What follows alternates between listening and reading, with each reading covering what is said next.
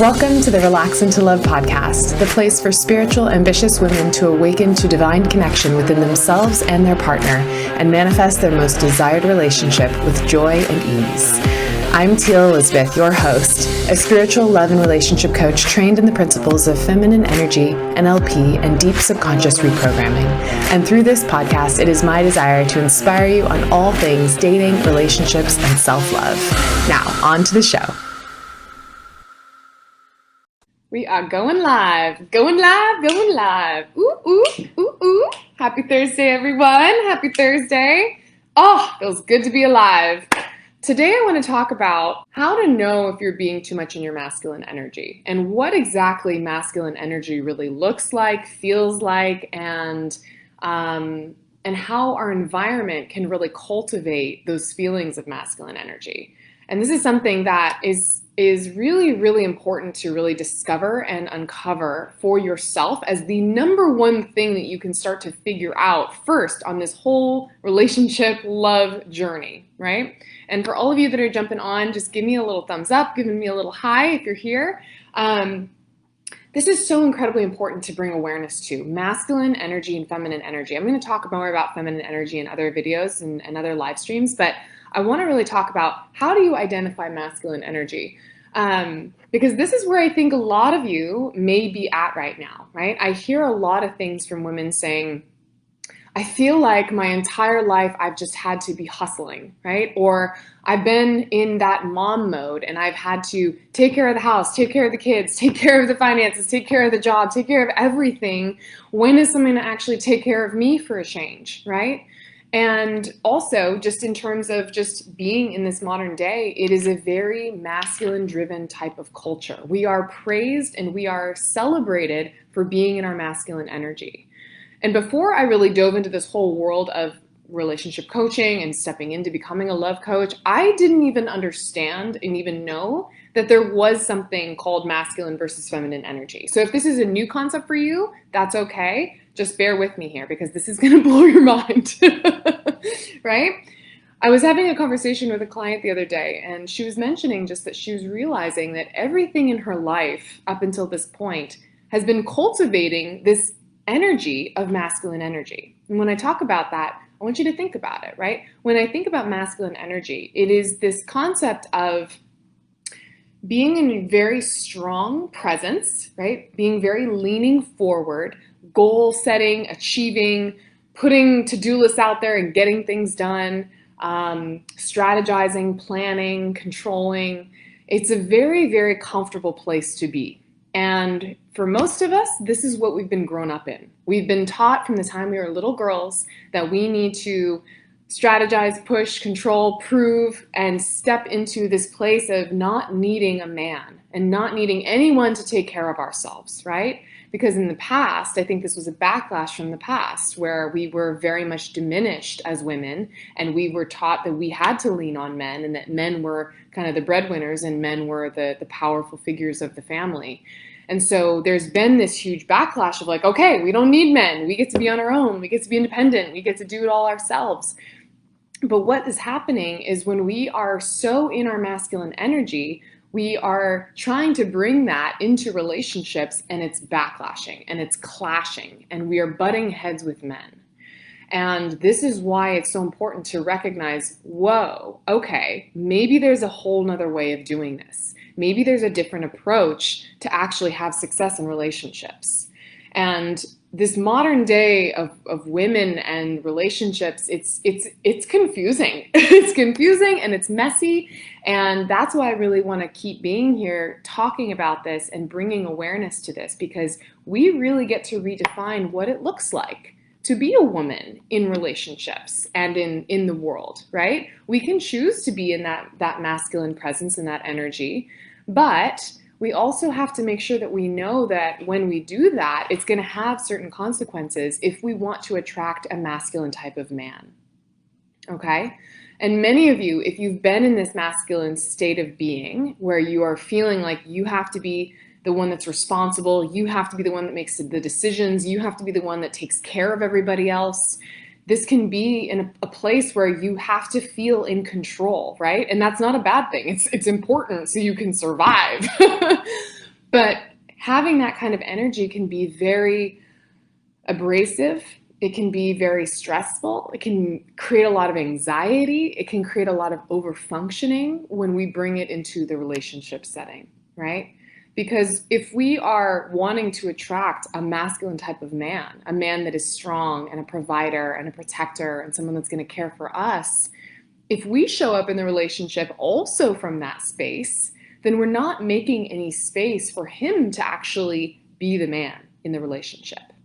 Okay? I really want you to think about this. If we are showing up with this kind of energy that is a very masculine dominating energy of thinking about the future, trying to strategize and push the relationship down the quote unquote timeline, trying to, have more of that guard and protection around our heart, making sure that we're not going to be hurt and that we are going to make sure that we are making them prove themselves and that we have to prove ourselves. It's just a very abrasive kind of energy. And it literally is like energetic spikes of protection that we are subconsciously stepping into when we come into relationships with men. And like I said, give me a like, give me a thumbs up if this is something that you're like, oh, dang, wow, okay, yeah, this is hitting home for me. And so when we bring that kind of energy into a relationship, men come into it and they're like, wow, here's this great woman. She's super independent. She's powerful. She's got her life together. But then over time, they start realizing, wait a second, I can't get through. I can't get through to her heart. And if you can't get through to your heart, then eventually they're just going to become disinterested and they're going to eventually leave. And this is what has happened to many, many, many women that I've seen personally, that I've worked with, that has happened to them in the past. And it's what happened to me in the past. So if this is something you've experienced yourself, it's completely okay. And there's no judgment here. It's just about starting to bring awareness to this. Starting to really think about, am I actually stepping into that masculine energy when I'm in relationships with men? And how is that actually sabotaging or just ruining this energy space for men, right? Because men, on the other hand, they want to be in relationship with you. They want to have that woman that they can provide for, that they can love, that they can deepen into that deep heart connection. They just don't know how to do it, right? Because they take on more of that masculine role of being the provider, the strength, in their minds, the one that holds the space. But for we as women, we need to be the ones that are able to drop into our hearts and help make them feel safe in our presence. But what I see happening so often is that we are not making men feel safe to be men. Instead, we're saying, you better prove yourself to me and don't be talking to me like that and we need equality and all these things. And it just makes them go, well, okay, there's no space for me to be here in this relationship, right? Or they come close and we just don't know how to drop into our heart. And so we just have this wall and this guard around our heart, right? So I want you to really think about this and reflect on a few questions for me and think about, am I showing up too much in masculine energy? And what are some of the qualities that I think about when I think about masculine energy? And are those things that are helping me or that may be hurting me in this relationship? And then I want you to think about something else. I want you to really think about, what if I didn't actually have to control anything? What if I didn't have to prove myself to anyone? What if I didn't have to contortion myself into the version that I think they need me to be so that I can actually be loved? What if I could actually just truly be me 100% authentically, the way you are with your best girlfriends, the way you are with your family? What if I could truly be like that and have the highest quality man that I ever would have wanted to attract, have him really see me and love me and adore me? That is possible for you, my dear. It really, really is. But it takes some intention and it takes some awareness of recognizing, how am I actually showing up in this relationship, right? And how am I showing up with men? And am I allowing my external environment, the environment that is constantly pushing us to more, do, think, stress, right?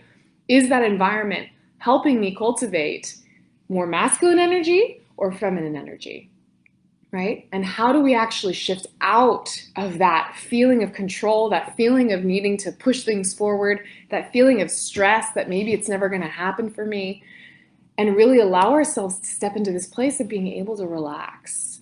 Because when we're able to relax and when we're able to step more into that feminine energy, that's really when we can create this spaciousness for men to come forward and for men to feel safe to truly give to us in the way that they need to give to us, so that they can feel like the man that they want to be for us as women, okay? I remember my coach said this to me when I first started out and I was struggling with relationships. She said, Teal, men want to give to you. They really do. Like, that is their biggest goal in life, is to support and provide for their family. It gives them this carnal feeling and understanding of worth and value. And if we come into the relationships as these powerful women that are just like, I don't need you, right? Then we are taking away the biggest gift that we are trying to give, that men want and that we can give to men. The gift of being able to provide and protect us. And in return, as women, we get to provide and give them a beautiful gift. We get to give them the gift of connecting into their hearts. And that, my dear, is one of the most powerful, powerful ways to deepen and connect into that vulnerable intimacy and deep, true, lasting love. The type of love that makes men just scoop you up and say, oh my gosh, I cannot let you go. You are my everything, right? It comes from connecting into your heart space. But men cannot connect there until we feel comfortable doing the same. So that's what I want to leave you with today. I hope this has been helpful. Feel free to comment biggest takeaways on this. What really resonated for you? And let me know how I can really support you in that. And one thing I will offer and share is I have an incredible training. If you have not yet If you have not yet been through it, it's called The 3 Critical Mistakes That Women Make When Looking for Long-Lasting Love. And this is something that I've been pulling from all of the themes that I see that a lot of women make as mistakes, common mistakes, that don't even think they're mistakes, right? But can actually really sabotage your chances at love. And it deepens into this concept of masculine and feminine energy. So if that's something you're interested in, I'm going to leave the link below. You can click and register for that. And you will also have the opportunity to deepen into taking my course, the Relax into Love Master Course. And this is just such an incredible resource of all of the most beautiful training resources that I have put together into one kick-ass course to help you really learn what it takes to relax into love. So hope you're having a beautiful start to your day, and happy Thursday, and I will talk with you soon. Mwah. Thanks for tuning in to another amazing episode of the Relax into Love podcast. If you are loving what you're hearing, please, I would love for you to write me a heartfelt review. It means so much for the success of this podcast. And honestly, I love hearing what really hits home for your soul. And the feedback, really, I read every piece of it. So definitely pop me a love note and share this with a friend. Share this with someone who you know could really use this message today. And let's keep spreading the love. Until next time.